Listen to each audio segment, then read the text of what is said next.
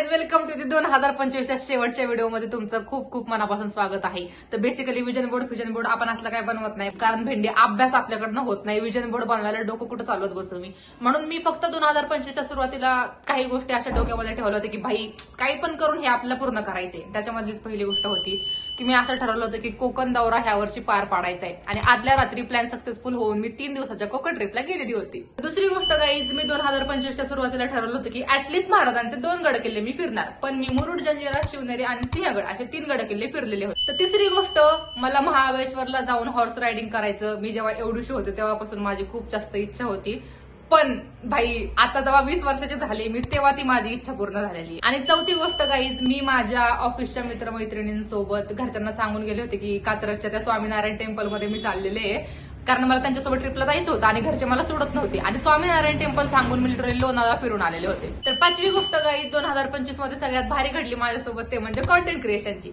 Life मधले सगळे निर्णय माझे एकदम बेकार पनवती लावून गेलेले आहेत. एक पण निर्णय माझा बरोबर नाही निघलेला, बट कॉन्टेंट क्रिएशनचा निर्णय खूप चांगला होता. आणि भाई 2025 मध्ये अजून एक गोष्ट माझी खूप चांगली घडली. खूप वर्षांपासून मी ठरवलं होतं की मला ढोलपथक जॉईन करायचे, बट ते स्वप्न माझं 2025 मध्ये पूर्ण झालं. आणि त्या ढोलपथकामध्ये मला माझे हे 2 नमुने भेटलेले आहेत. तर काही असं होतं माझं 2025. जानेवारीपासून जुलैपर्यंत मी डिप्रेशन मध्ये होते, बट नंतर मी ढोलपथक जॉईन केलं आणि हे 2 नमुने माझ्या लाईफ मध्ये आले. तर तुम्हाला काही बोलायचं व्हिडिओमध्ये माझ्या? लाईक शेअर नीट बोला. बाय बाय, भेटू पुढच्या वर्षी.